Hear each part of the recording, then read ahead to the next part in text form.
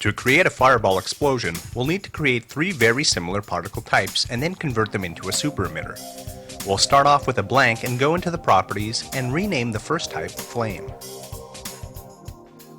Under Behavior, switch particle angle to random. Turn on Intense and hit Preserve Color. Under Change Shape, locate the curly smoke particle shape and make active.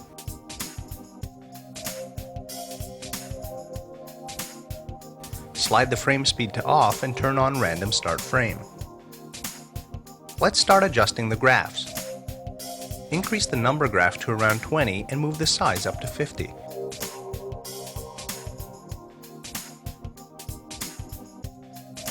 Slide the velocity down to 0 so that the particles don't wander off too much, and set the weight to around -20.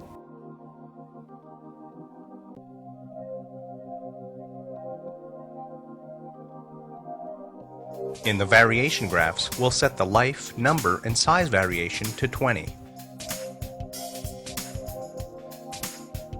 Set the velocity variation a little lower, somewhere between 10 and 15, so that the particles don't move off to the sides very much. We'll increase the weight variation to about 20 to break up the speed of the rising particles, and spin variation can go up to 50. In Size over Life, add a key point at about 0.75 and move it up to 170. Move the last point down to 0 so that the particles shrink as they die. In Velocity over Life, add a key with the value of 170 at around 0.75. Under Transparency, turn on Use Full Gradient and add in a slight fade in and fade out.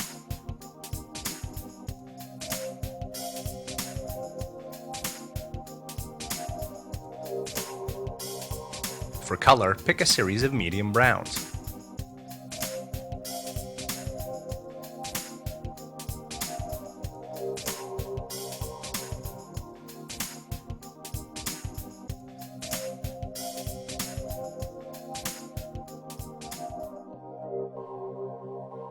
Let's increase the emitter's visibility graph up from the default of 50 all the way to 100.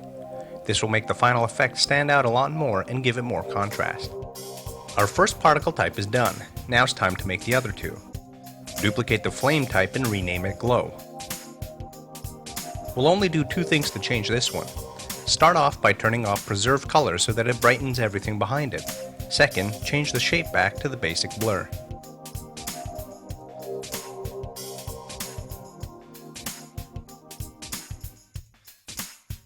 Select Flames and duplicate it a second time. Rename this one Smoke. Turn off Intense altogether and head into the Colors tab. Change the colors down to a series of dark browns or grays.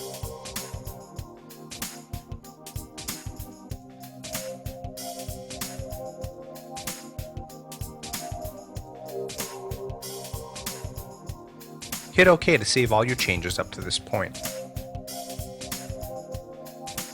Now it's time to convert this into a super emitter.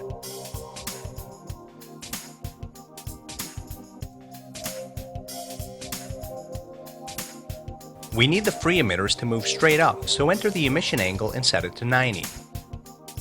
Then move the emission range to 5.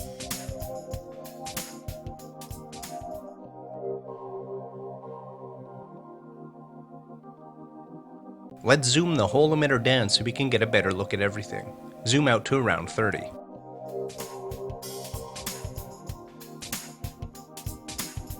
Open up the free type and lower the F life down to around 30.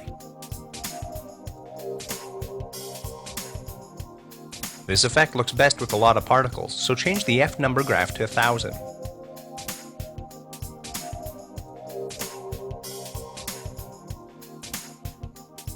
We need the particles to fire out very fast, so increase the F velocity to 600.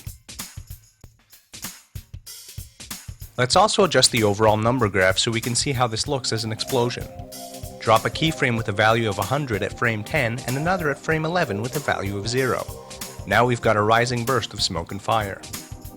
We want the free emitters to fall back down to create the mushroom effect, so we need to increase the F weight. Move that up to 1600. Now the free types rise up and then begin to fall back down on themselves. The particles, however, keep moving upwards. You can adjust the velocity and weight of the free emitters some more in the overlife graphs.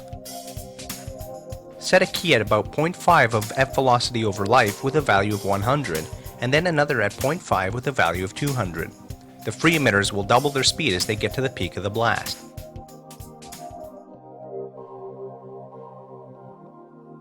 Set the first key in f weight over life to 0, then keep it that way until about 0.1, before increasing it quickly back to 100.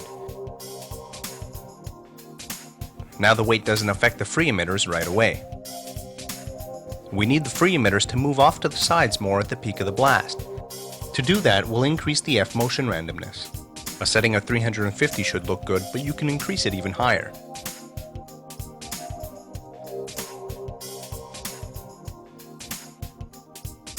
To control the motion randomness better, go into the f motion randomness over life graph. Drop the first key down to 0 and make a new key at about 0.25 with a value of 200.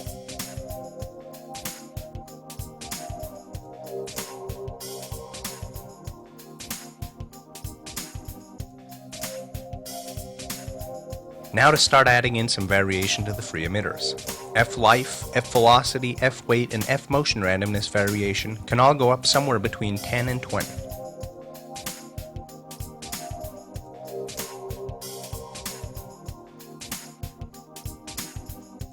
The final step in shaping the motion of the free emitters and particles is to change the F zoom over life graph. Drop in two keys at about 0.1 and 0.3 with values of about 50 to shrink down the blast at the stem. Give it a big increase at about 0.6 and keep it like that until 0.9. Slide the final key down to 0 so that the free emitters shrink down out of existence. Alt-clicking the points will smooth out the zooming.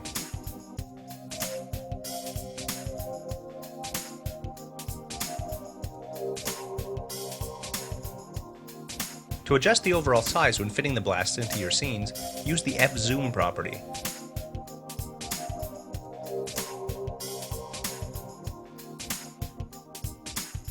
Here's one last trick to change the color of the leftover cloud at the end of the blast. Increase the tint strength above the particle types all the way to 100. Now the whole blast is tinted light gray. Head up to the overall tint strength graph and drop it down to 0. We want the tint to kick in after the mushroom blast has reached its peak. Create a new key at frame 30 with a value of 0 and another at about frame 50 with a value of 50. Now pick a new tint color. A deep red should look good.